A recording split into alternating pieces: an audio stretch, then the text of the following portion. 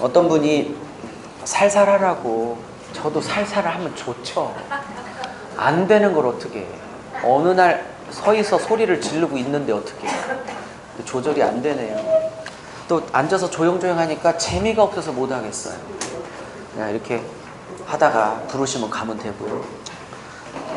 자, 이번 현수막을 마치고 내일부터는 저쪽 현수막을 이쪽으로 떼서, 오늘은 마치고 저쪽 오면서 이쪽으로 떼서 이제 할 거예요. 옮겨서. 일단 오늘은 맞춰보아요. 이쪽 현수막.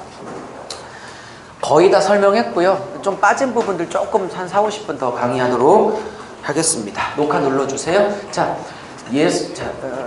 천천히 가볼게요. 예수의 계시를 때 뭐 학자들마다 이 헬라어의 속격이 15가지 용법이 있다. 이건 너무 전문적인 용어고요. 보통은 헬라어의 의의는 이제 주격적 소유격과 목적격 소유격으로 보통은 이제 나누고요. 이 예수의 계시할 때 의의를 주어로 본다면 예수가 계시하시다 이런 뜻이 되는 거고요. 이거를 목적어로 보면 예수를 계시한 책이 되는 거죠. 그래서 이걸 어떻게 볼 건가는 학자들만 나누고 있는데 저는 그냥 두 가지를 다 놓치기 싫어서 예수가 예수 자신을 계시한 책이다.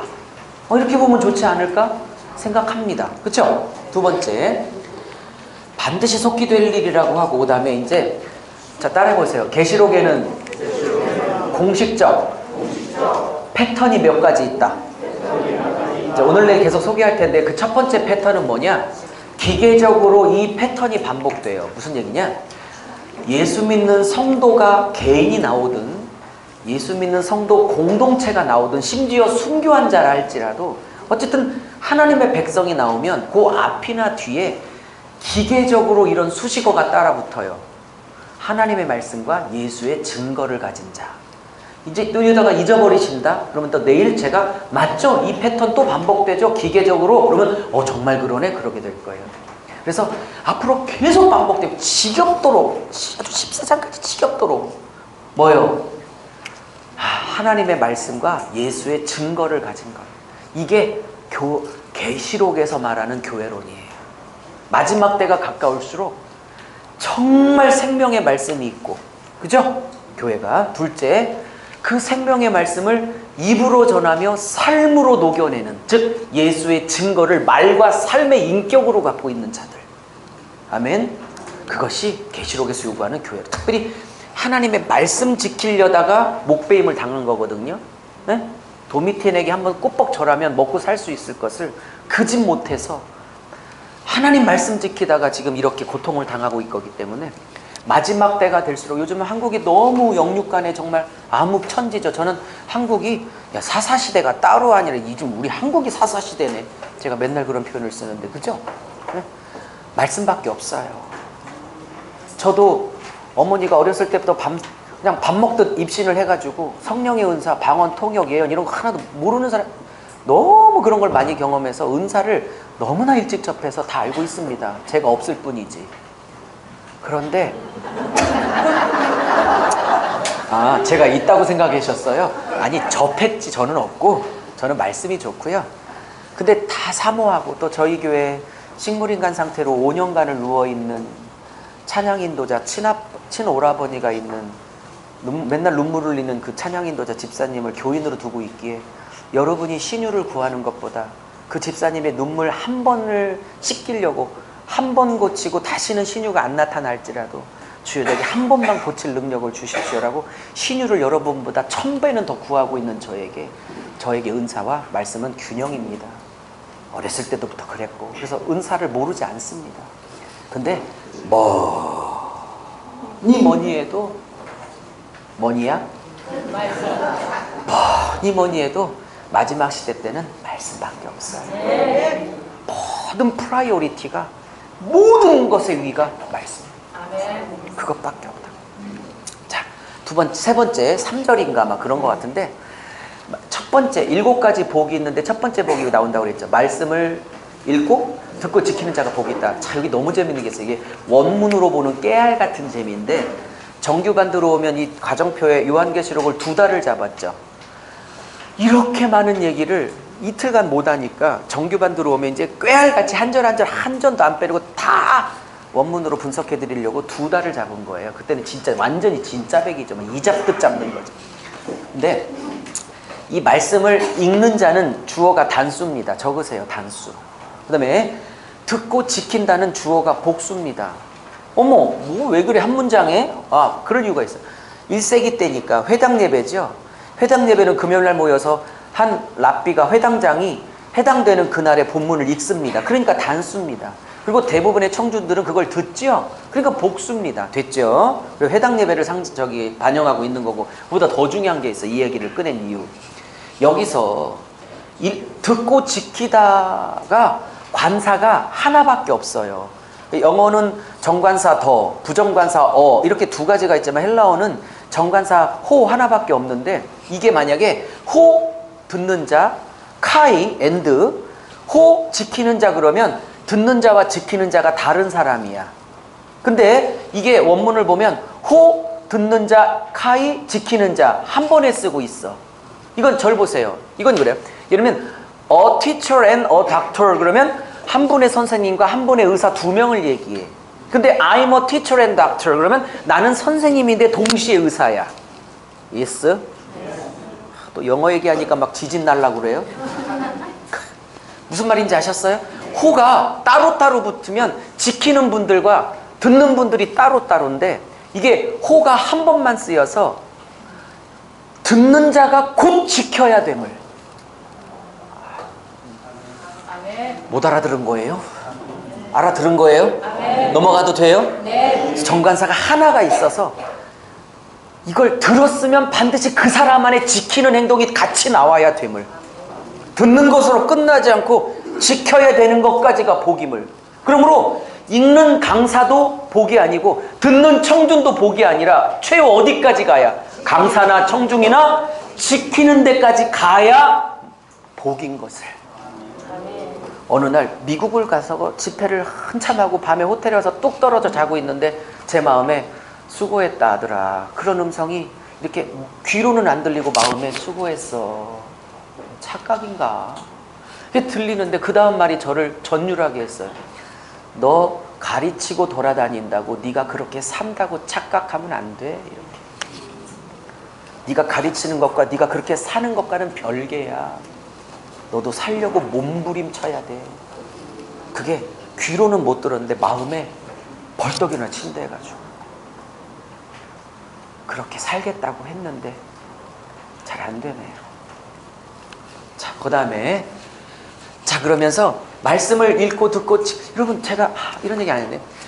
계시록에서 마지막 때가 재림 때가 가까울수록 예수님이 꼭 주고 싶은 7가지 복이 있는데, 그 중에 첫 번째 복이 뭐냐? 말씀의 복이야.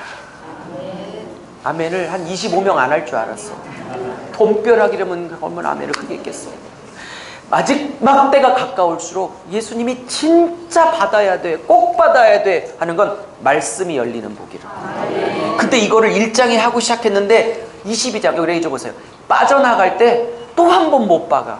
또 한 번. 1장에서 마지막 때가 될수록 이 복은 꼭 박아야 돼. 근데 말씀의 복인데 그게 빠져나갈 때 또 한 번에 예언의 말씀을 지키는 자가 복이 있다. 여러분, 마지막 때가 가까울수록 가장 큰 복은요, 뭐 5만 명, 10만 명 교인 막 200평, 300평 이런 집에 사는 게 아니라 말씀이 열리는 복이라고. 제가 어때 그랬더니 어디 캐나다인가 어디에서 그거를 두 개를 섞으면 안 되겠냐고. 뭔 말인지 몰라요? 2, 300평 사는 거하고 말씀 열리는 거하고 섞이면 안 되게, 같이 복을 열리면 안 되겠냐 그러더라고요. 못 알아들으셨나? 자, 그 다음에 듣고 지키는 자가 복이 있다, 때가 가까웠다 할 때 헬라어 원문은 있는데 왜 한글은 빠쳤나 참 이해가 안 되는데, 이게 적으세요. 여기다가 헬라어에 가르가 있어요. 가르. 이 가르는 원인 접속사입니다. 이유 접속사. 그래서 가르, 즉 왜냐하면 때가 카이로스가 가까웠기 때문에 여기 가르가 있어. 헬라어 원문에는. 그러니까 원문을 살리면 훨씬 더 생생하죠. 듣고 지켜야만 복이다. 왠 줄 아냐? 왜냐하면 가르, 왜냐하면 카이로스, 때가, 내 재림의 때가 가까웠기 때문입니다. 자, 그 다음에 여기 보세요. 22장 끝에 이 예언의 말씀을 절대 다시 임봉하지 마. 6장에서 다 뗐는데, 그죠? 이걸 왜 또 임봉해? 여기도 가르가 빠졌어. 왜냐하면 때가 가까워서. 할렐루야. 그럼 22장은 끝절, 이거 봐요. 이 레이저. 예언의 말씀, 즉 계시록 말씀을 닫지 마. 내가 6장에서 다 열어놨잖아, 이 비밀을. 그죠? 아멘? 근데 왜냐? 가르가 있어. 때가 가까웠어. 그러면 2000년 전에도 사도 요한에게 AD 95년에 환상을 보여줄 때 때가 가까웠다고 그랬는데 무려 2000년이 지난 지금은 재림의 때가 얼마나 더 가까웠는데 도대체 계시록을 왜 안 가리키고 있냐 이 말이야. 왜 닫아놓고 있냐 이 말이야. 제가 제 첫 계시록 서문에 이렇게 썼어요. 임봉하지 말라고 피를 2000년 전에 토했는데 그때도 가까웠다면 지금은 더 가까운데 왜 목사들이 안 열까? 그래서 제가 1. 사탄의 전략이다. 이건 제 소설을 쓴 거예요. 서문에. 1. 계시록은 너무 위험하고 함부로 건들면 안 되는 책이라 사탄의 거짓말이 속아 아예 펼치지를 않았다. 목사가. 그게 제 서론이야. 2. 근데 이 사단의 첫 번째 작전은 실패했다. 왜? 가양감리교회 모임 100명의 목사님들이 다 풀고 있거든 지금. 열어서. 근데 두 번째 작전은 더 성공했다. 이제 제가 소설을 쓴 거예요. 서문에. 제 계시록 책에. 깨어있는 종들이 계시록을 열어서 풀자 사탄은 작전을 바꿨다. 제가 소설 잘 썼죠. 2. 어떻게 썼냐? 풀긴 풀되 성령과 사도 요한이 의도했던 원래 오리지널 인텐션과 아무 관계없이 갯돈 풀고. 갯돈. 베리팀이냐 아니냐고 머리 짚고 싸우고 천년왕국이 지상이냐 상징이냐 그거 갖고 죽도록 싸우게 만들어 진짜 본 의인인 본 의도인 신분 만드는 일을 등한시하게 만들어 풀긴 풀되 왜곡되고 지역적인 문제에 치고받고 목숨 걸게 풀어. 그렇게 왜곡되게 풀게 하는 두 번째 전략은 대성공을 거두었다. 제가 그렇게 썼다니까 서문에. 제대로 풀어야 된다니까요. 아멘. 자, 그 다음에요. 자, 재밌는 거 하나 보여드릴게요. 자, 1장 4절에 은혜와 평강이 있을지다 그럽니다. 왜냐하면 이건 묵시서고 그 다음에 예언적 성격이지만 기본적으로 에서보두 사빌라 7교회 회람서신으로 쓴 편지이기 때문에 서신서의 형태를 갖춥니다.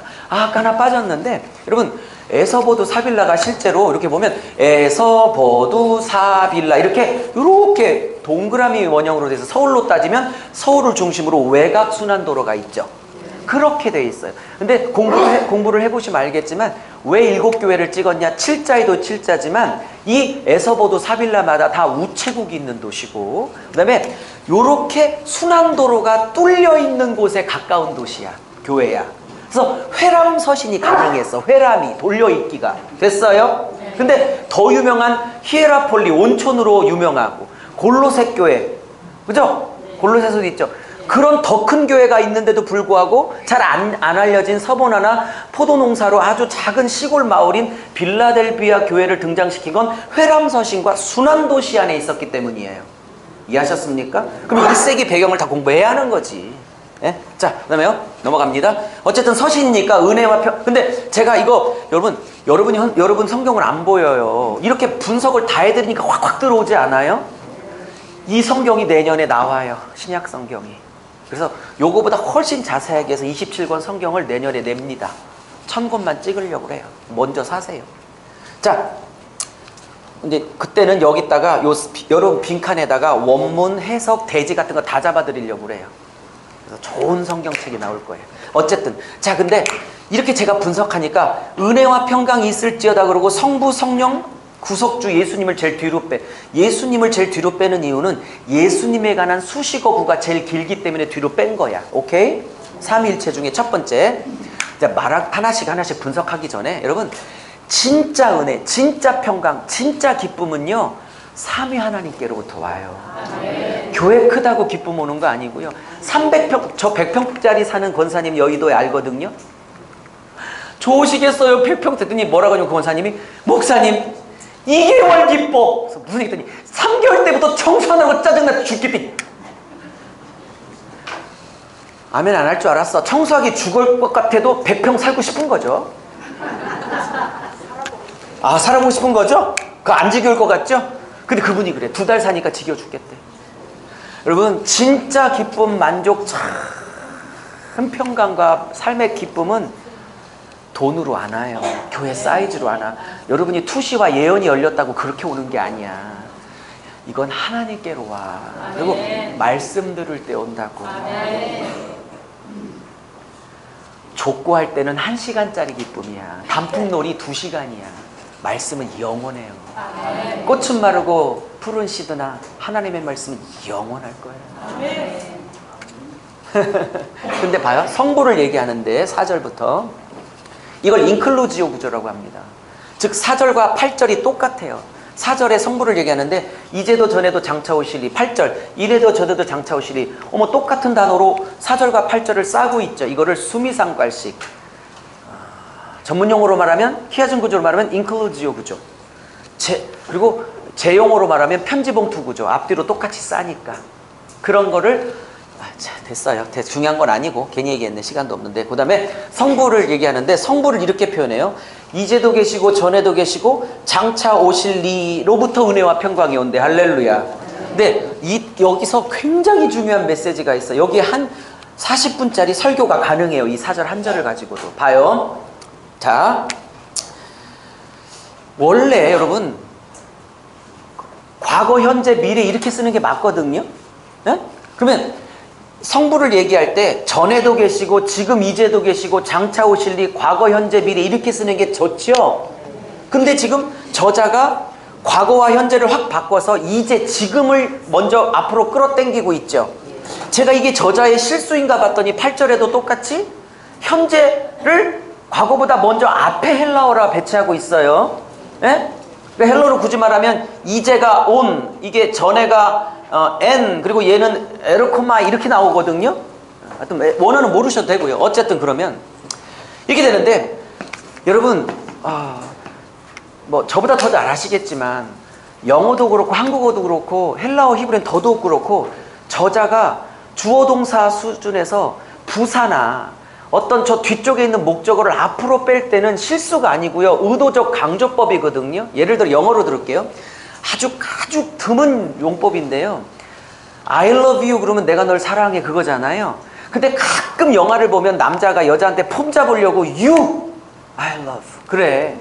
그 문법 파괴야. 목적어를 앞으로 빼. 그럼 그거 폼 잡으려고 그러는 거거든. 여자 꼬시려고? 결혼해달라고? 너야 너. 내가 사랑하는 게. 감동받으신 거예요 지금? 뭔 말인지 아세요? 그러면 태초에 베레시트, 바라, 엘로힘 이렇게 나오죠. 창세기도. 베레시트라는 부사를 앞으로 당긴 건 저자 모세의 실수가 아니고요, 베레시트라는 단어를 통해서 하고 싶은 얘기가 있다고. 뭐뭐 안에, 레시트 머리 안에, 그죠? 머리 안에서 창조를 시작한다 이거예요. 머리 안에서, 예수 그리스도 안에서. 나중에 그래서 창세기도 배워야 한다고. 그래서 머리 안에서 창조를 시작했기에 그 재창조도 머리 안에서 시작해야 되는 거라고. 그래서 예배소서 1장에 아나켈로파에 이렇게 나와가지고 머리 안에서 재통일하려 하시면 이렇게 나오는 거라고. 예배소서에서. 알아들을 자는 알아들으시고요, 못 알아들을 자는 넘어갈게요. 자, 넘어갈게요. 그러면 봐요. 여기서 과거, 이제도 전에도 장처실 할 때 과거를 뒤로 미루고 이제를 4절과 8절에 미리 앞으로 당겼어요. 사도 요한의 문법적 실수가 아니고 강조를 하니까. 자, 질문 드립니다. 이 정도 수준이면, 이 정도 청중의 수준이면 어느 여타의 계시록 쌤이나 청중보다 A 플러스거든요. 또 이래야 기분 좋게 가시죠. 진심? I'm serious. 진심.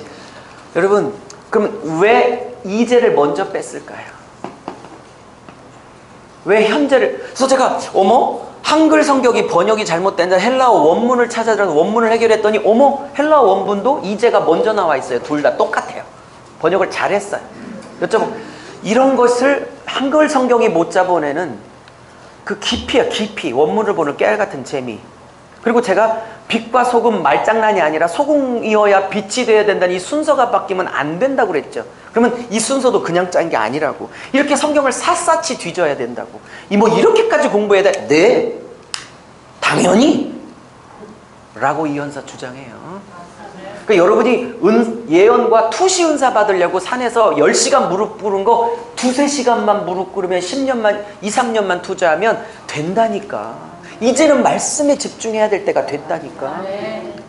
언제 쓰시냐고 하지 말고 하나님이 나를 더 쓰고 싶은데 쓸만한 준비가 돼야지.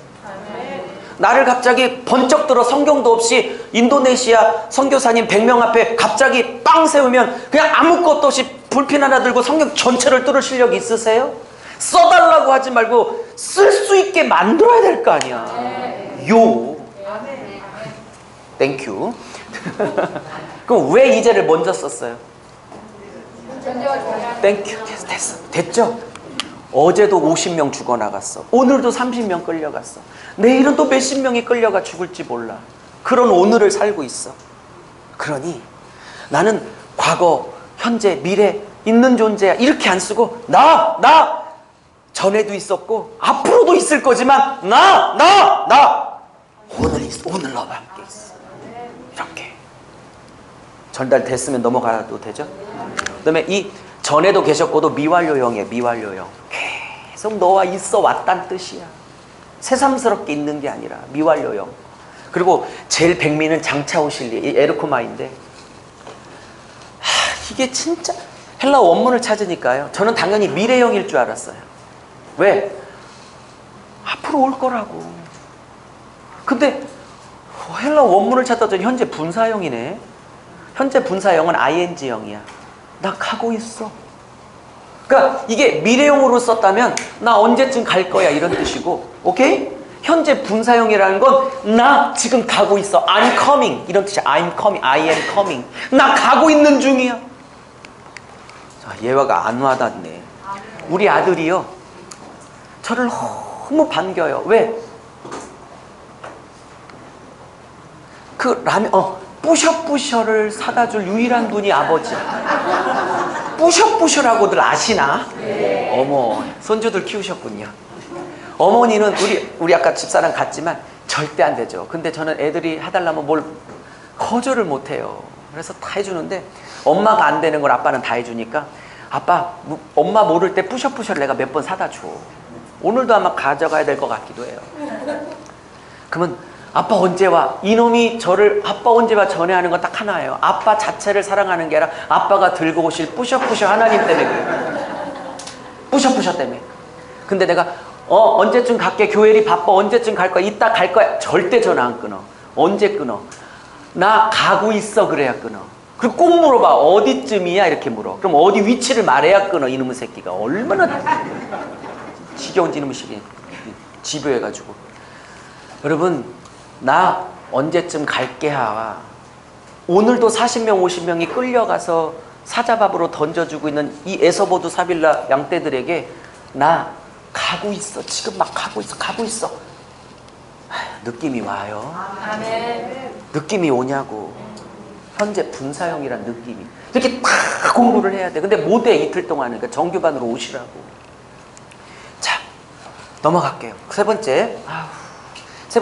보좌 앞에 7영은 이걸 천사로 보는 사람이 있지만 당연히 대부분의 주석가들은 성령을 얘기하는 걸로 보고요. 7영은 성령이 7존재가라는 뜻이 아니고 성령이 완전하신 분이다 그런 뜻이고, 이제 최대 난점은 보좌 앞에 왜 성령이 있냐 이거예요. 그래서 이걸 무식하게 풀어서 성부가 1등신이고 성령이 2, 3등신이다 이런 하위 개념이 아니라 보좌에 있다는 뜻은 요한복음 신학이 들어와야 돼요. 요한복음에서 성령론을 어떻게 그리죠? 그분이 자신의 것을 말해요. 받아서 아버지 것, 예수 거를 말하는 영이에요. 성령은 똑같은 삼위 하나님이시고 위격, 능력과 권세와 위치와 영광에 그만큼도 차별이 없으신데 그분은 하나님임에도 불구하고 스스로의 뜻을 펼치는 자가 아니라 보좌에 계신 성부의 뜻을 성취하는 자로서 보좌 앞에 있는 거야.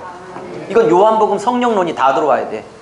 그래서 요한계시록은 65권을 다 알고 있는 사람이 공부할 때 훨씬 빠르다는 거예요. 그러므로 요한계시록 하나에 꽂혀서 이렇게 오셨으나 사실은 요한계시록을 진짜 알려면 65부의 완성인 66부 계시록을 알려면 65부까지 시나리오 작가가 이걸 어떻게 끌고 왔는지를 알아야 66부 완성이 다 들어오지. 근데 65부에 관해서 관심도 없고 배우지도 않고 모르는데 어떻게 완성만 딱 따라 먹으려고 하냐고. 그거를 얌체 목사다 그러는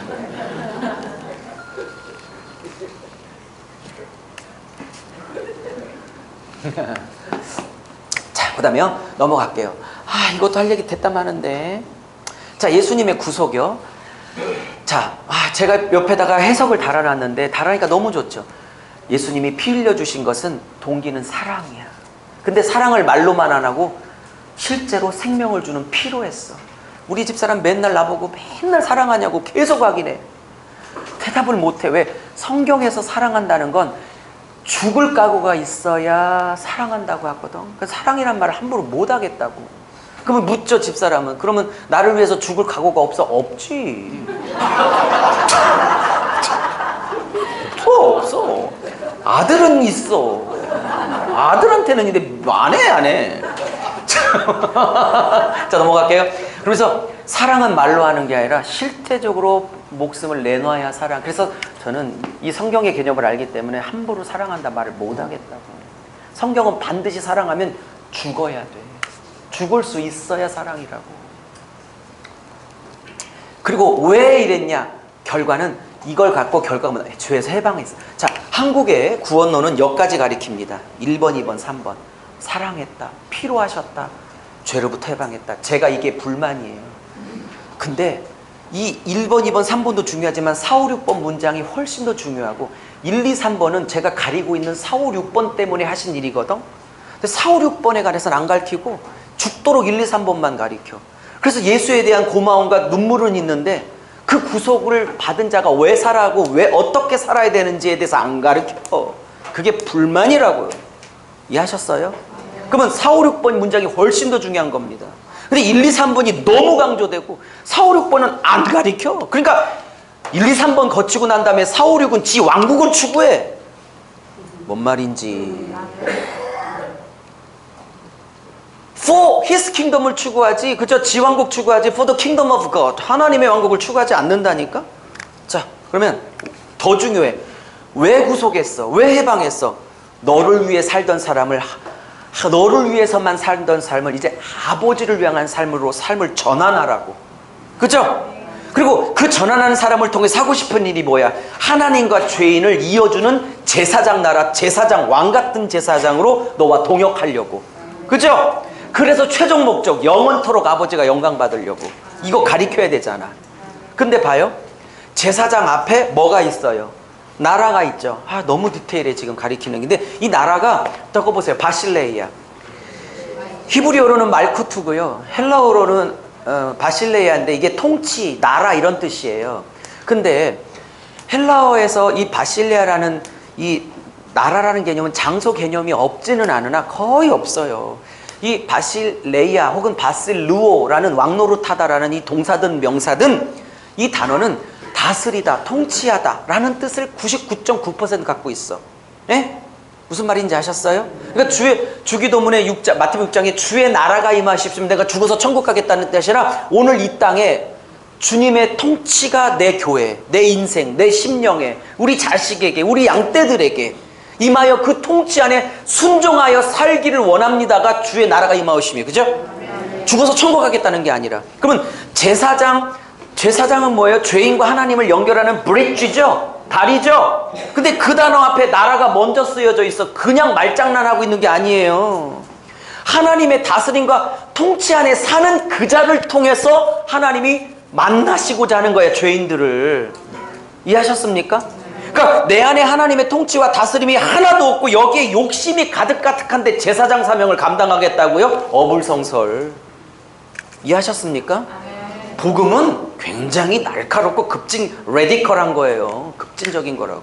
자, 넘어갈게요. 자, 그러면서 주의 재림을 약속하시는데 내가 구름 타고 오는데 강눈이 모든 족속이 나를 볼 때 그때 나를 안 믿었던 것들 애곡한대. 여기만 봐도 신천지 마니 형님이 재림주가 아닌 이유, 아직 마니 형님을 모르는 사람이 너무 많아. 모든 민족과 족속이 다 예수를 봐야 되는데 그가 재림주라면 모든 사람이 마니 형님을 봤어야 되는데 아무도 마니 형님을 모르는 미국인들이 너무 많아. 그래서 그 마니 형님은 재림줄 수가 없는 거야. 그러니까 넘어갈게요. 자, 넘어갈게요. 자, 그 다음에 또 하나 공식, 두 번째 공식입니다. 아까 첫 번째 공식은 뭐라고요? 예수 믿는 성도가 나오면 따라붙는 용어가 있다. 됐죠? 두 번째 공식. 두 번째 공식은 뭐냐? 주 하나님이에요. 주 하나님. 예수 믿는 지상 성도든 순교해서 하나님 앞에 가 있는 순교자든 아니면 천사들이 간에 하나님을 부를 때 다 주 하나님이라고 불러요. 예외 없이. 계속 반복해서 공식적 패턴이에요. 보여드릴까요? 여기 4장에 천국 예배 장면이 나올 때 내 생물이 사자, 송아지, 사람, 곡술이 이따 설명할게요. 5시 전에 뭘로 찬양해요? 하나님을? 주 하나님. 그리고 신구약에 구원받은 대표수 12 더하기 12 그죠? 24장로도 하나님을 뭘로 불러요? 어머, 주 하나님으로 부르나 보네. 그러니까 1세기 배경을 모르니까, 공부를 안 하니까 이게 해석이 왜 그런지 몰라. 잘 봐요. 요한복음이 한 대략 AD 90년경쯤 쓰여졌다고 봐요. 계시록이 한 94, 5년경이니까 한 4, 5년 터울이죠. 근데 요한복음을 썼던 사도 요한이 도마가 예수님의 부활을 못 믿어서 막 그럴 때 내 손과 내 옆구리를 만져봐 막 그러시죠, 부활하셔서. 네? 그리고 막 부활하실 때 막 문을 잠궜는데 문을 통과하죠. 난 그거 너무 한번 해보고 싶어. 부활체는 좀 다를 거다. 그때는 지금보다는 키는 확실히 크리라. 소망을 가져보죠. 근데 도마가 잠깐 의심했지만 실제로 안 만지죠. 그리고 하는 말이 뭐예요? 나의 주, 나의 하나님이요. 그렇죠. 그게 5년 터울이야, 요한복음과 요한계시록이. 그럼 도미티안이 시퍼렇게 살아있을 때야.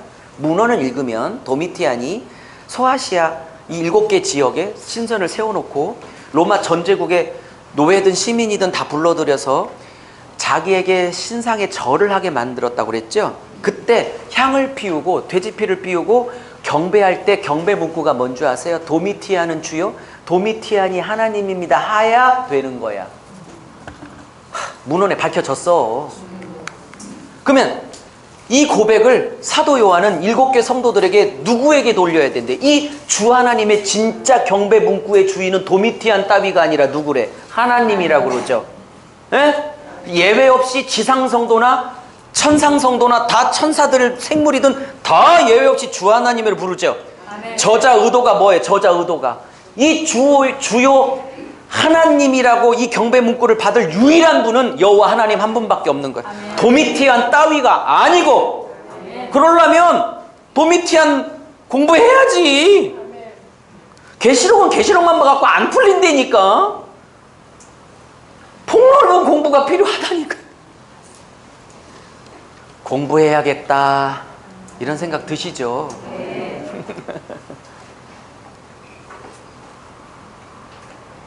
그러면 이걸 쓰고 있는 요한의 의도는 뭐예요?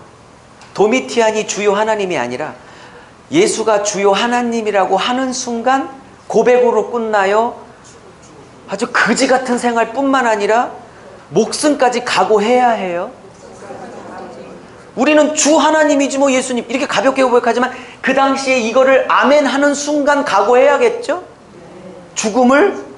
그런 의미로 보면 고린도전서 12장 3절에 이 상황 안에서 누구든지 성령이 아니고는 예수를 주라 시인할 자가 없다는 의미가 이제는 다르게 다가오죠. 설명 듣고 보니까 죽을 각오를 할 정도로 예수가 주로 고백하는 그것은 성령밖에 없는 거야. 이 핍박 상황에서. 이제 느낌이 다르지 이제? 그렇게 듣고 보니까. 그죠? 그래서 원독자 관점이 이렇게 중요한 거라고. 배경이. 성경을 얄팍하게 보면 안 되는 거라고. 자, 넘어갈게요. 자, 그 다음에요. 뭘 또 해볼까요? 자, 거의 다 했고요. 자, 예수님 입에서 검이 나온다. 이거 잘 기억해 두시고요. 자, 넘어갈게요. 또 하나 깨알 같은 재미를 한다면 여기. 기억이 가물가물한데 오른손에 7뼈를 붙잡았다 그랬죠. 네. 이 단어 헬라어가 갑자기 생각이 안 나는데 이 단어가 제 책에는 나올 텐데 빨리 좀 찾아봐 주세요. 에베소 교회 편 제 설명을. 이 단어가 어디에 쓰이냐면 이 버가모 교회가 발람 교훈과 니골라 당의 교훈을 지키고 있다 할 때와 같은 단어예요. 그러니까 내가 7뼈를 붙잡고 있다와 버가모 교회가 이 거짓 복음을 붙들고 있다가 같은 단어를 쓰고 있어요. 혹시 크라톤이죠? 오케이, 땡큐. 예. 크라톤 이 저자의 깨알 같은 원문의 재미 보십시오. 예수님이 이건 크라톤은 무슨 뜻이냐면 이게 현재형인데요. 크라톤이 무슨 뜻이냐면 그냥 단순히 take hold of, 그냥 단순히 잡다가 아니고요. 한 번 잡으면 절대 안 놔준다, 이런 강력한 단어예요. 그러면 이것이 에베소서 3장 1절 2절에 쓰일 때는 굉장히 긍정적으로 쓰인 거야. 내가 7교회 별, 나의 지도자들, 담임 목사들, 교회 중직들을 핍박 속에서도 내 오른손으로, 그죠? 붙잡아. 니들이 넘어질지라도 내가 붙잡고 있으니까 절대 넘어지지 않도록 내가 지키고 보호할 거야. 뭐 이런 긍정적인 의미를 쓴 거거든요. 이해하셨죠? 근데 또 왼손으로 왜 안 잡어? 히브리 사람들에게 오른손은 영광과 존귀의 자리고 왼손은 그 영광과 존귀가 없는 부재의 자리야. 그래서 벤야민, 왼손의 아들이 아니라 오른손의 아들이란 뜻이죠. 야곱의 막내 아들이. 됐죠? 그럼 그건 오른손을 쓰는 아들이 아니라 존귀와 영광의 아들이란 뜻이야. 맞습니까? 그래서 에훗이 오른손을 못 쓰더라 이렇게 나오는 거야. 사사기에. 그 왼손잡이라는 건 우리나라 성경 헬라 히브리어 원문에는 왼손잡이란 말이 없이 오른쪽을 못 쓰더라 이렇게 나와. 의도적으로 오른손잡이가 아니라는 사실을 헬라 히브리어 원문은. 됐어요? 너무 많이 펼쳤나? 그만 다시 좁혀서요.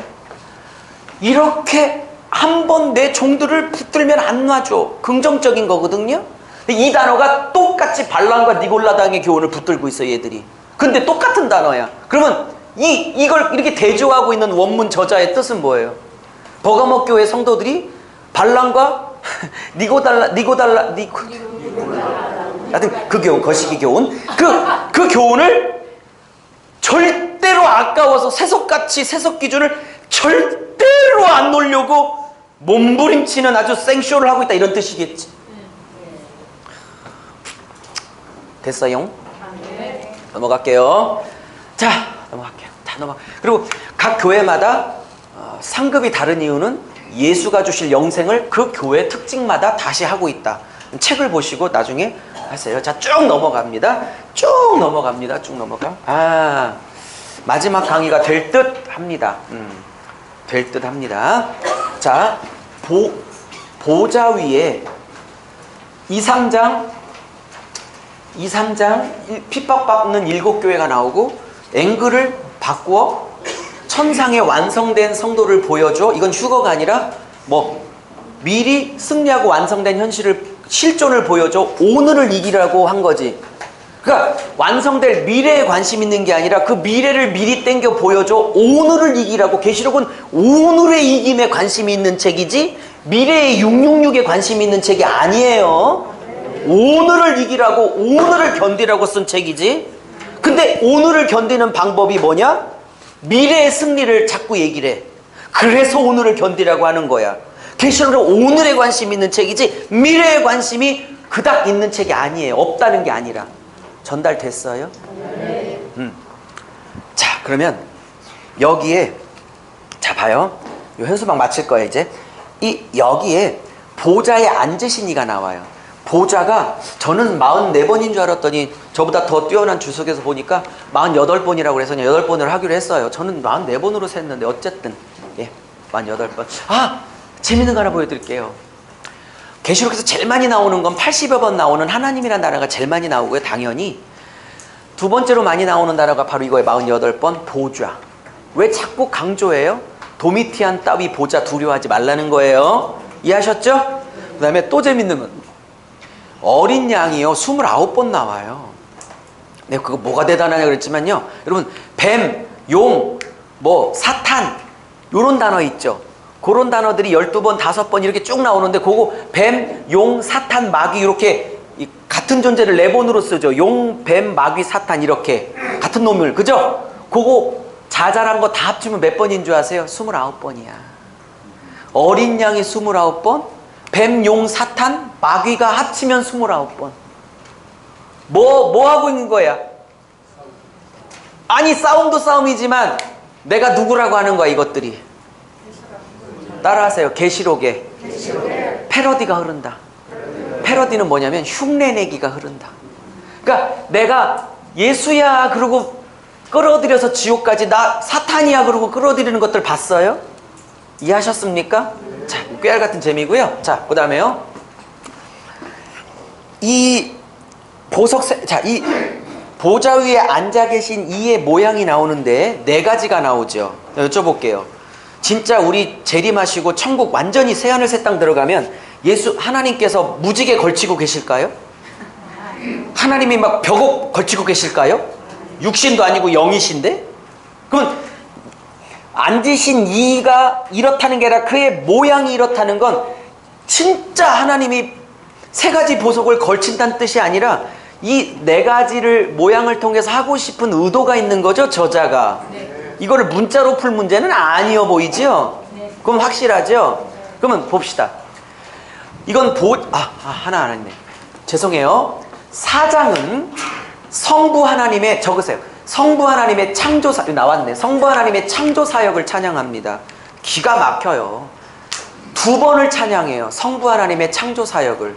근데 5장은 같은 보좌인데 각도를 바꿔 그 오른쪽에 계신 구속주 어린 양을 찬양하는데 내용은 창조 사역이 아니라 어린 양의 구속 사역입니다. 그 찬양의 내용을 다 분석해보면 이해하셨습니까? 근데 딱 2번 나와. 어머, 성부께 2번, 성자께 2번. 그리고 5장 끝에 성부와 성자에게 두 위격에게 같이 한 번을 내. 그래서 둘 한 번을 딱 맞춰. 기가 막히죠. 분석해드리니까 쉽지 안 보여요. 이해하셨습니까? 네. 자, 그 다음에요. 문제는 이거예요. 자, 이거. 성부의 모습을 네 가지로 했는데 이게 의도가 있는데, 자, 그럼 제일 쉬운 것부터 풀어갑시다. 성부, 그러니까 보좌 위에 앉아 계신 분은 분명히 성부가 맞는데 그 모양이 무지개 같대요. 그럼 뭐예요? 딱 보는 순간 노아 홍수 다음에 무지개 언약하신 게 딱 본능적으로 생각나죠. 그러면 성부께서 무지개를 걸치고 있다는 뜻은 아닌 건 분명하고, 그죠?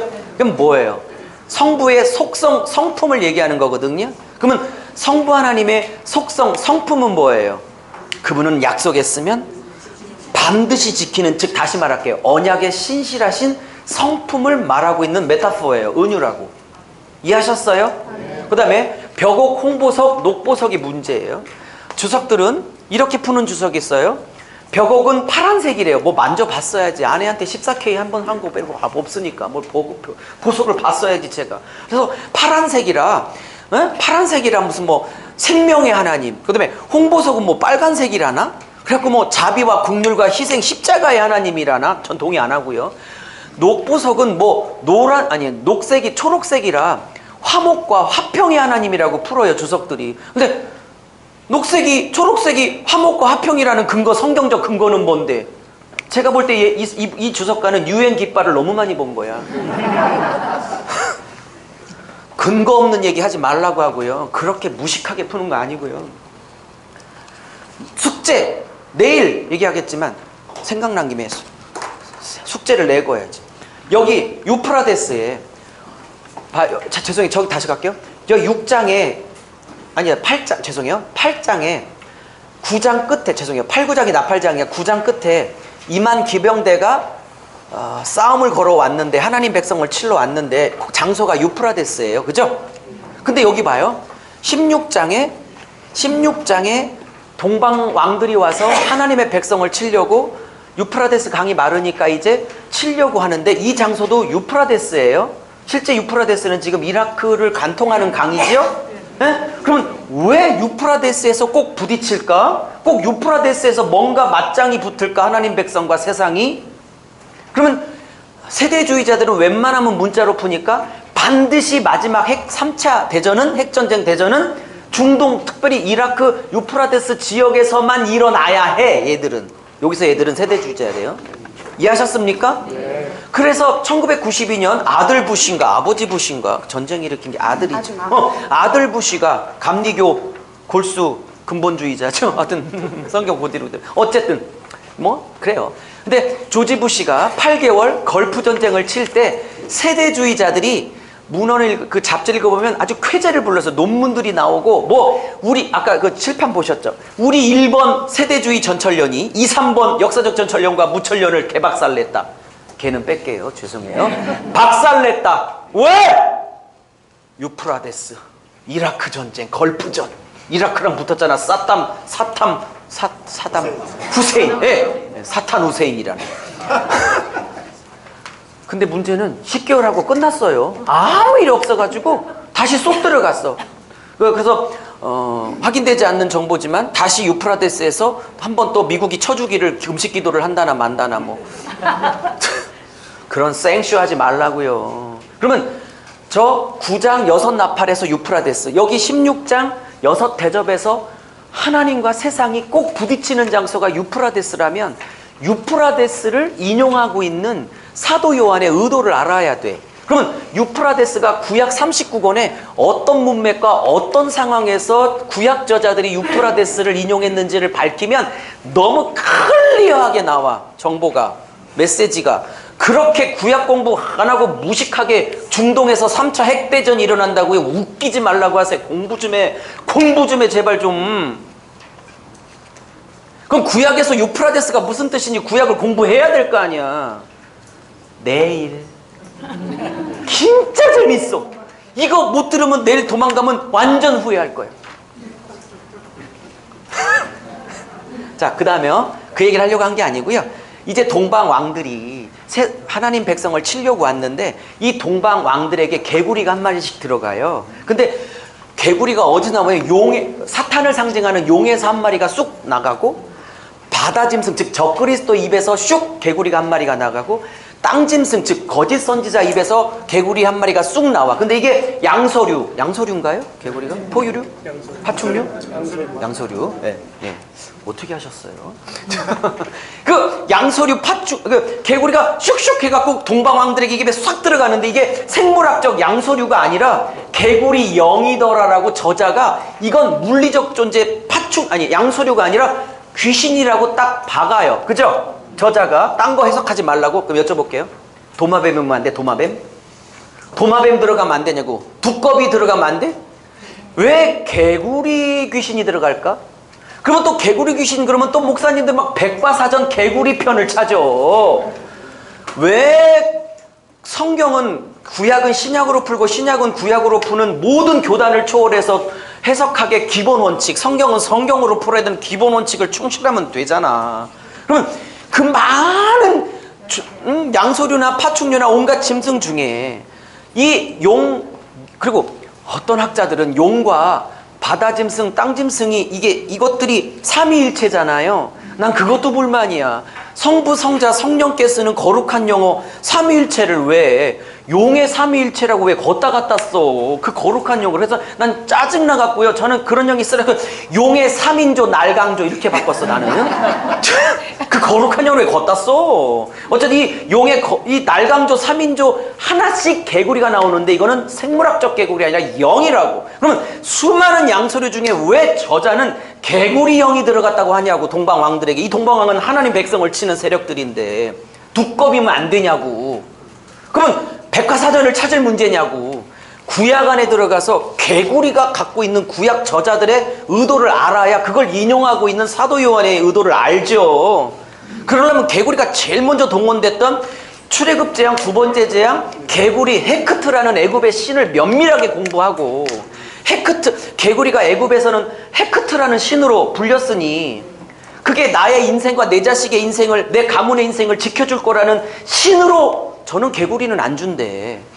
신으로 믿었으니 그걸 헤크트로 부르고 거기다가 절을 했으니, 그러면 애굽 문화에 들어가 헤크트라는 개구리 신이 애굽 사람들에게 뭐를 보장해주는 신인지 그 신을 밝혀야 여기서 마지막 시대 때 하나님 백성을 치려고 힘을 얻는 개구리형의 위력을 알고 대비할 수도 있는 거잖아요. 그러면 출애굽기로 또 들어가야지. 헤크트 재앙을, 출애굽기 재앙을. 그럼 출애굽기 공부해야 하고 애굽 공부해야지. 그럼 그게 뭔지 궁금하죠? 제가 뭐라고 할 것 같아요? 그럼요. 내일. 자, 마지막 강의. 할 얘기가 얼마나 많겠어요. 자, 일단 현수막은 끝날 것 같아요. 그래도 목표대로. 자, 그러면 이 다시 보석으로 올게요. 보석을 뭐 생명색이냐 화평색이냐 뭐 빨간색이 이렇게 따지지 말고, 이거를 파편으로 보니까 그렇지 이 83본문이 하나로 보이는 저에게는 이거를 그냥 하나하나 분석할 게 아니라 저는 이게 너무 신기해요. 이 하나님의 모양을 나타내는 무지개는 설명했고, 이 벽옥, 홍보석, 녹보석이 어디서 재현되고 있냐면, 자, 저 따라와 주세요.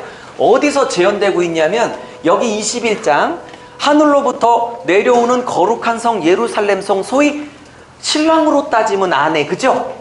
아내들에게 이게 재현되고 있어요. 그래서 12 진주문이 나오지만 또 12 보석이 나오죠. 맞습니까? 맞습니까? 근데 제가 이거 현수막이 너무 이거 20만 원 들었거든요. 3장 맞추는데. 이게 신약이 다 있으니까 거의 1000만 원 돈 들었어요. 현수막만. 근데 이거 아끼려고 안 썼는데 그거 몇 푼 간다고. 좀 쓸걸. 근데 제가 안 썼지만 여러분의 성경에는 이 새 예루살렘 성의 12 기초 속에 저 벽옥, 홍보석, 녹보석이 다 들어가 있거든요. 제가 안 써서 그렇지 후회하라고 있지만, 자, 그러면 끝낼게요. 아까 비와 비다시, 즉 신랑의 영광과 비다시 신부의 영광으로 대칭을 짤 때는 신랑과 신부로 짰어요. 맞죠? 요건 이해하셨죠? 제가 동의하냐고 묻지 않아요. 계속 오늘 하루 종일. 동의는 완전히 지지한다는 뜻이고, 이해는 언더스탠딩을 했고, 내가 어그리, 동의할 거냐 말 거냐는 내가 세미나 끝나고 생각해 볼게, 이런 뜻이기 때문에 저는 어그리까지 요구하지 않아요. 그냥 제 주장에 언더스탠딩을 하고 있냐만 묻습니다. 그리고 다 동의 받고 싶지도 않아요. 알아서 하세요. 그리고 동의 안 한다고 제가 꿀리지도 않습니다. 누구랑 붙어도 자신 있어요. 근데 지금 언더스탠딩을 얘기하는 거지 어그리를 요구하고 있는 게 아닙니다. 자, 그러면 비와 비다시는 뭐예요? 신랑과 신부로 그렸죠. 근데 이제는 예수님에게는 신랑과 신부 관계지만 우리는 아버지, 성부께는요, 아버지와 자식 관계죠. 잘 봐요. 눈치 빠른 분들은 벌써 감이 잡았어요. 그러면 여기 성부의 모습이 무지개라는 건 이미 설명했고, 나머지 보석을 하나하나 분석할 게 아니라 거시적, 빅픽처, 큰 거시적 관점으로 보면 아버지의 성품과 형상을, 뭔 말인지, 자녀가 회복하고 있는 것처럼 안 보여? 이렇게 성경신학 안에서 풀면 안 되냐고. 쯔나미 그만 얘기 좀 하고. 뭔 말인지 이해하셨어요? 그럼 갈라디아서 4장 19절에 갈라디아를 개척했던 사도 바울이 그렇게 피를 토하죠. 내가 너희에게 이렇게까지 목숨 걸고 목회한 이유를 딱 하나로 얘기하죠. 갈라디아 4장 19절에 내가 너희 안에 그리스도의 형상을 이루기까지 해산의 수고를 했다고. 그러면 창세기 3장 이후에 성경의 여러 주제 중에 절대 중요한 주 중에 하나는 또 뭐예요? 산악가 사건 때문에 일그러지고 왜곡된 하나님의 형상을 원래 이상으로 회복하는 형상 회복은 성경신학 안에 굉장히 중요한 주제죠. 뭔 말인지.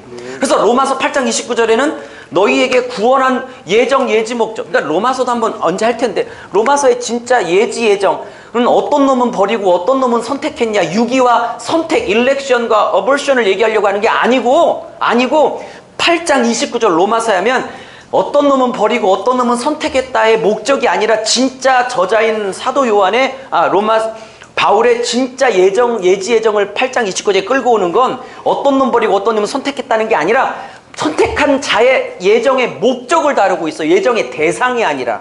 즉 다시 말하면 왜 예정했냐? 맏아들의 형상을 본받게 하려고. 이렇게 예정의 대상이 아니라 예정의 목적에 포인트를 맞추고 있기 때문에 로마서에서 뭔 말인지 아십니까? 조직 신화자들만 싸우고 있는 거예요. 성경 신학하면 아무 문제가 안 되는 거예요. 자, 그러면 아버지의 형상을 회복하는 건 성경의 절대 주제 중에 하나거든. 구속의 많은 이유 중에 중요한 이유라고요. 이해하셨습니까? 그러면 이것을 뭐 생명이니 빨간색이니까 자비니 뭐 녹색이니까 화풍의 색 이렇게 분석할 게 아니라 그 근거도 없고, 봐요. 비와 비다시가 신랑의 영광을 이어받은 신부의 영광으로 봤다면 사장과 여기 이 보석을 연결하면 아버지의 보석을 자녀가 다 회복하고 있잖아. 예? 아멘.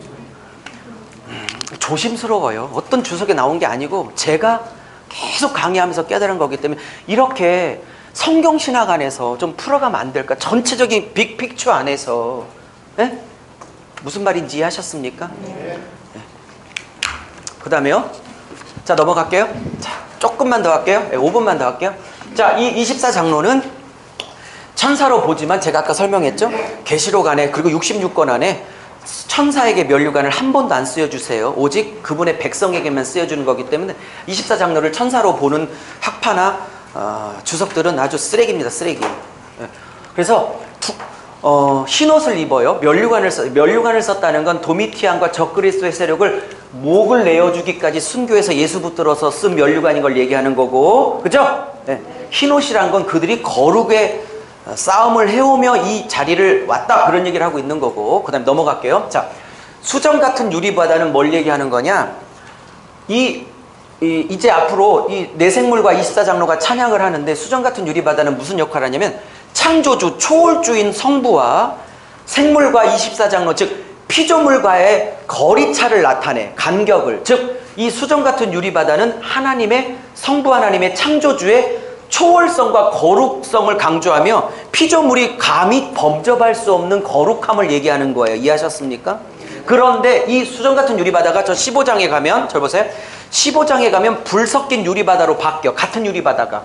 근데 아무도 못 건너는 초월성을 강조하는 4장의 유리바다와는 달리 15장의 유리바다는 짐승을 이기고 승리한 하나님의 자녀들이 당당히 중간에 서서 노래를 불러. 근데 왜 불 섞였냐? 고난을 통해서 이 자리에 왔다, 이런 뜻이야. 그래서 4장의 유리바다와 15장의 유리바다는 성격이 다릅니다. 네, 넘어갈게요. 자, 그 다음에요. 내생물이 나오는데 이 내생물을 어거스틴 아시죠? 어거스틴이 내생물을 마태, 마가, 누가, 요한복음으로 풀었어. 어디 그런 해석 많이 들었죠? 아무도 그런 해석 안 해요. 요즘은 뭐냐? 이 내생물은 모든 피조물의 대표적 성격을 갖고요. 해볼게요. 사자는 모든 짐승의 왕이야. 짐승의 대표. 송아지는 모든 가축의 대표. 사람은 모든 만물의 대표. 독수리는 모든 조류의 대표. 즉 마태, 마가, 누가, 요한복음이 아니라 모든 피조물의 대표들이 나와, 즉 모든 피조물들이 주님을 찬양한다, 이렇게 피조물의 대표성으로 받아야지 마태, 마가, 누가, 요한복음, 사복음에서 보면 아니에요. 예수님 이해합니까? 네. 자, 그 다음에 넘어갈게요. 근데 24장로가 여기에서 면류관을 예수님이 씌워줬더니, 자기가 하나님이 씌웠더니 면류관을 드려. 여러분, 면류관은 승리자에게 주는 거죠? 근데 그걸 벗어 하나님께 드려. 이 말은 뭐예요? 내가 이긴 게 아니라, 그 다음 말 고린도 전서식으로 그대로 얘기할게요. 이기게 하신 하나님 때문에 쓴 겁니다. 내가 이긴 게 아니라 하나님이 이기게 하셨으니 실제 이기게 하신 당신께 이 면류관을 다시 드립니다. 이렇게 완전히 돌려버리고 있는 거예요. 할렐루야. 자, 넘어갈게요. 그리고 마지막 얘기 할게요. 이제 마지막 얘기. 이제 같은 사후장은 천상의 예배고 보좌를 강조하는데, 4장은 성부의 창조사역, 5장은 어린 양의 피 흘림의 구속사역을 강조하려고 포인트를 바꿨어요. 됐죠? 휴거장이 아니고. 자, 근데 7개로 마지막 비밀을 담은 계시책이 7의 인이 딱 찍혀 있어서 다 봉합이 됐어요. 근데 저거를 풀어야 계시가, 역사가 완결이 끝날 텐데 아무도 뗄 자가 없어서 울어. 그랬더니 24장로님 중에 한 분이 나와서 울지 마. 한 분이 이 인을 뗄 수 있는 자격이 딱 한 분이 계셔. 이러면서 토닥여. 누구요? 그랬더니 24장로님 중에 한 분이 이렇게 대답해. 한 분인데 그분이 유다지파의 사자요, 다윗의 뿌리이시여. 이것도 벌써 구약이 2개나 들어가 있죠? 유다지파의 사자라는 건 창세기 49장에 야곱이 유다지파에게 예언할 때 했던 그 예언이 그대로 성취된 거고, 다윗의 뿌리는 이사야 11장 1절 이새의 싹에서 나올 거라는 예언이 성취된 2가지 성경 구절을 끌고 들어오는 거예요, 저자가. 네. 이제는 막 대답도 하기 싫어. 막판이 돼가지고. 인간아, 빨리 끝내기나 해라. 끝낼게요. 자, 그러면서 2가지만 얘기 끝낼게요. 그러면서 이제 6장부터 이제 이 하나님의 오른손에 있었던 이 계시의 책을 이어받은 어린 양이 하나씩 인을 떼는 게 내일부터 배울 6인입니다. 됐죠? 근데 6인 심판이 쏟아지기 전에 먼저 기도가 하나님 앞에 금대접에 바쳐서 올라가고 있어요. 그리고 6개 인이 쏟아지기 시작해요. 근데 이 패턴이 3번째 패턴입니다. 계시록에 패턴이 있다고 그랬죠? 1, 2는 설명했고 3번째 패턴. 8, 9장에 나팔이 6개가 쏟아지는데 여기도 6장과 비슷하게 나팔이 시작되기 전에 성도들의 기도가 금양로 금대접에 바쳐서 하나님 앞에 올라가고 그 다음에 그 기도를 받아 쏟아붓는 형식을 그 패턴을 취하고 있어요. 이해하셨죠? 즉 성도들의 기도를 받아 심판한다 이런 뜻이야. 자, 넘어갈게요. 적용은 여러분이 알아서 하시고요. 자, 마지막 얘기가 되겠네요. 자, 봐요. 마지막 얘기. 이제부터 인나대를 내일 10시부터 배우기 시작할 텐데 진짜 재미있을 거예요. 근데 인나대를 3대 재앙 시리즈를 배울 때 이 세 문장은 서론입니다. 첫째, 인나대 보면 막 해 검어지고 달 핏빛으로 가, 막 우박 떨어지고 막 종기 나고 막 이렇게 나오죠. 그죠? 기근 일어나고 막 그러죠? 이런 게 언뜻 보면 자연적 재앙 같아요. 언뜻 보면. 맞아요. 부정하지 않아요. 예수님도 그런 증상은 있을 거지만 시작에 불과할 뿐이라고 하셨으니까 그런 증상 인정. 오케이? 근데 잘 보면 이 자연 증상이 전부 다 영적 증상이야. 내일 설명하겠지만 봐요. 여기 나팔재앙에 불었더니 우박이 쏟아져. 어머, 출애굽기 7번째 재앙, 피게이파, 악독, 우매, 흑장. 기억나요? 네. 2번째, 3번째 나팔은 다 강이나 바다가 피로 바뀌어. 출애굽 재앙 첫 번째 재앙이네? 어머머머. 해와 달과 별이 3분의 1이 타격을 받아 어두워져. 해가 어두워져. 어머, 피게이파, 악독, 우매, 흑암 재앙이네? 어머, 이것만 그런 게 아니라 여기도 그러네. 봐요. 16장. 첫 번째 대접이 땅에 쏟아졌더니 종기가 나네. 어머, 피게이파, 악독 할 때 어머, 독한 종기? 그죠? 출애굽기 6번째 재앙이네? 강과 바다 다 피로 바뀌네? 어머, 언뜻 보니까 자연재앙인데 내용을 들어가니까 출애굽 모티브가 계속 빨려 들어가고 있네. 그죠? 그러면 출애굽기 재앙의 성격을 알아야 나팔 대접의 재앙의 성격도 나오겠네. 언뜻 보면 자연재앙인데 실제로는 출애굽 재앙이네.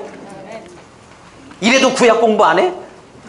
그리고 막 계시록만 목숨 걸 거야? 안 된다니까. 다 공부해야 된다니까. 이쯤 얘기했으면 막 설득이 돼야 되는데 이제 막 진저리를 쳐. 안 해. 죽어도 안 해. 안 해. 하지 마. 그만해. 자, 마지막 얘기. 진짜 마지막 얘기. 자, 봐요. 빨리 보세요. 이 인나대를 통해서 세상은 안 바뀌어요. 일부만 돌아오지. 그러면 여러분 봐요. 멸망이 목적이라면 인나대 3번을 끌어 그냥 한 번에 콧김으로 끝내버려. 시편 말씀처럼. 그죠? 그러면 인나대는 진짜 목적은 불신 세상이 돌아오고라고 하는 초청의 성격도 있지만 어차피 안 돌아올 걸 아시는 주님이 인나대를 성도들이 통과하게 하는 것은 불신자가 돌아오라는 관점도 있으나 진짜 하나님이 인나대를 동원하는 이유는 인나대를 통해서 그 다음 말은 아멘 하세요. 신부를 신부답게 만들려고 동원하신다고 저는 생각해요. 마지막, 이제 내일부터 증명할 건데 인 끝나고 나팔이고 나팔 끝나고 재앙이라고 믿고 있는 게 시간의 순서고 인나대는 초림부터 재림까지를 동일하게 말하는데 각도를 달리하고 강조점을 달리하고 그 강도를 달리해서 표현하는 반복적 계시냐 이 두 가지를 산을 넘어야 돼요. 그건 내일 증명할게요. 양쪽 견해를 다 설명해 드리고 선택은 여러분이 하도록 하겠습니다. 이해하셨죠? 그건 진짜 재밌는 거예요. 내일은. 그 다음에 여러분 믿어주세요. 진짜 마지막이야. 진짜 마지막. 할 얘기가 너무 많아서. 자, 가장 은혜스러운 얘기를 하고 끝내려고 미뤄뒀어. 자, 봐요. 제가 아까 마지막 얘기인데 그래도 은혜 받고 가시고 하기가 싶어서 계시록에는 패러디가 흐른다고 그랬죠. 이것들이 나 사탄이야 이래요? 아니면 나 하나님이야 그래? 나 적그리스도야 그래? 아니면 나 그리스도야 그래? 나 성령님이야? 나 거짓 선지자야 그래? 나 성령님이야 그래? 즉 이 사단의 삼인조 날강조 일체는 하나님의 삼위일체를 흉내내는 패러디가 있다고 그랬죠. 자, 패러디 하나만 확인하고 가겠습니다. 제발 은혜가 좀 되시기를. 자, 막 우니까 한 분이 합당해. 울지마. 이 인을 뗄 수 있는 한 분이 있어. 그러면 소개하는 게 예수님이죠. 어린 양이죠. 근데 어린 양이 왜 자격이 있는지를 얘기해. 근데 그가 죽었기 때문에 얻으신 자격이래. 두 번째, 그가 여기 죽임당했기 때문에 얻으신 자격이래. 근데 여기서 또 헬라어가 있는데 왜 한국 성경은 빼트렸는지 저는 불만인데, 여기 인대식에 합당하다. 그리고 적으세요. 여기다가 한국 성경은 없지만 헬라어 원문에 있는 적으세요. 종속 접속사인 호티라는 접속사가 있어. 호티 이렇게 써. 호티라는 접속사가 있어요. 이것도 역시 왜냐면 해석하시면 딱 맞으세요. 그러면 호티를 넣어서 읽으면 울지마 요한아, 인대식에 합당한 한 분이 계셔. 호티. 왜냐하면 그가 죽임당하셨기 때문에. 이해하셨어요? 그러면 봐요. 아까 그를 사자라고 말해놓고 실제 인을 떼는 건 강력한 사자 같대, 아니면 비실비실한, 그리고 죽기밖에 안 했던 어린 양이 때. 누가 때?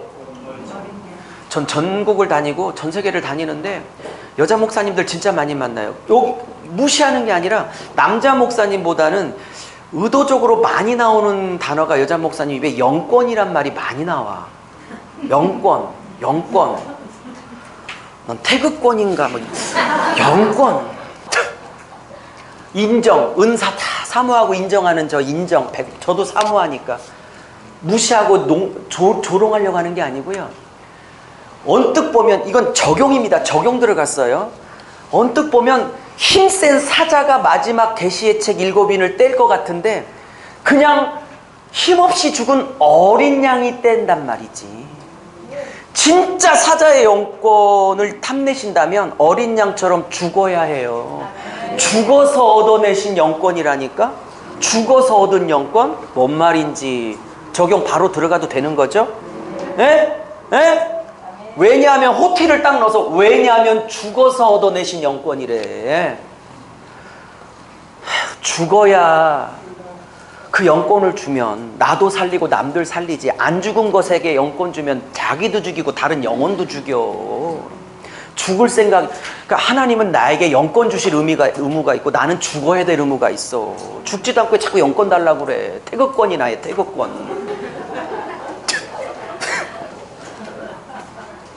그만 좀 얘기해. 영권 좀 제발 좀. 죽을 마음도 없으면 자꾸 영권을 구해자. 안 돼요. 자, this is last. 이 표현 처음 했어. 아까는 한글로 했고 지금 영어로 했어요. 처음 한 얘기야. 내일 반으로 뚝 떨어지면 오늘 제가 강의를 죽순 거고, 그대로 오시면 잘한 거고. 내일 오시면 한 분씩이라도 모시고 오세요. 네? 오세요. 자, 근데 제가 패러디가 있다는 걸 알기 때문에 어머 예수님이 죽었다 3번 얘기하셨죠. 그죠? 근데 제가 번개처럼 제가 이제 미리 알고 있으니까 하나님 이 적그리스도가 내가 예수야 내가 그리스도야 라고 패러디 흉내가 흘리기 때문에 지들도 언젠가 죽었다가 살아났다고 3번을 할 것 같은 거야. 뭔 말인지. 그래서 제가 제발 이것들도 죽었다고 살아났다 3번만 해라. 내 주장이 맞았으면 좋겠다. 그리고 막 뒤지기 시작했죠. 13장 갑니다. 여러분 이렇게 펼쳐놓고 보니까 다 너무 좋죠? 다 보이니까. 이걸 성경책을 언제 넣을게? 안 보여. 펼쳐놓고 봐야 돼. 그래서 제가 PPT 잘하는데 이렇게 무식하게 현수막을 맞힌 이유가 있다니까요. 이게 펼쳐놓고 봐야 돼. 자, 갑시다. 13장. 제가 하나님 이거 패러디니까 이것들이 예수님처럼 죽었다고 살았다고 십자가와 부활 흉내내는 게 3번 나와야 맞을 것 같은데 제발 맞아라. 맞았어. 헬라어 원문도 그렇고 한글 똑같아. 영어도 그렇고. 첫째, 13장에 두 짐승이 예고기도 편에 13일에 금요일날 나온 것들이야. 이것들이 죄송해요. 실패했어요. 다시는 이런 얘기 안 할게요. 바다 짐승이 나오는데 바다 짐승은 당연히 적그리스도, 땅 짐승은 적그리스도가 그리스도라고 설교해주는 메신저들을 얘기해. 땅 짐승은 역할이 달러. 예스? 그러면 봐요. 적그리스도가 봐요. 예를 하는데 보세요. 어디? 여기다 번호를 못 붙였는데 붙여주세요. 머리 하나가 상했다가 상처에서 나왔다. 한번 1 빠졌는데 1. 그다음에 2가 어디 나와? 여기. 땅 짐승이 활동을 하는데 얘는 바다 짐승을 높이는 역할이야. 그래서 바다 짐승을 뭐라고 말로 높여주냐면 바다 짐승 그님은 죽은 상처에서 나은 자라고 높여 막 부추겨. 2 마지막 어디? 칼에 상했다가 살아났다. 어머! 몇 번? 그죠? 그죠? 그죠? 근데 이 땀짐승 보세요. 이것도 똑같아. 어린 양처럼 뿔이 2개라 나 예수야 그러는데 이것들이 말하는 내용을 분석하면 사탄 용의 메시지를 말하고 있어. 뭔 말인지 이해하셨어요? 어머, 이 패러디 봐. 예수께서 3번 죽었다가 살아났다고 하니까 이것들도 지금 3번 죽었다가 살아났다고 똑같이 나 예수야 이러고 있잖아. 이런 걸 보면서 여러분은 끝나기만 바라고 있어.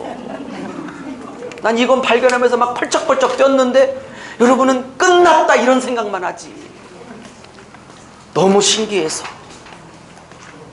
여러분, 부족한 강의지만 내용보다는 딱 한 가지를 했어요.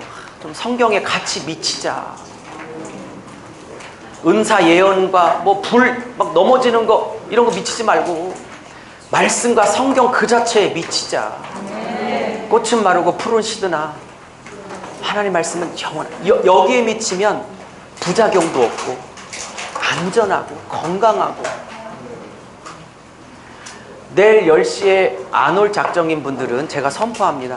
먹는 모든 것들은 허리로 갑니다. 그리고 내일 오실 분은 그냥 3만 원만 내고 오시라고 하시고요. 내일은 6장부터 강의하겠습니다. 오늘 고생 누가 제일 많이 했을까요? 잠깐만요. 다 물으면 저를 불쌍히 여기사 이뻐해 주셔서 목사님 그래 참 아직도 그렇게 뭘 몰라. 강사도 띨띨해. 그리고 청중들은 강사보단 좀 나. 그러나 비슷하게 띨띨해. 근데 이 서로 띨띨한 사람들을, 죄송해요 표현이, 이걸 깨닫게 하려고 애쓰신 성령님이, 하나님이 제일 저는 수고가 많았다고 생각합니다. 그러므로 하나님께 박수 드리고 10시에 뵙겠습니다. 할렐루야. 감사합니다. 목사님 나오셔서 마무리 기도해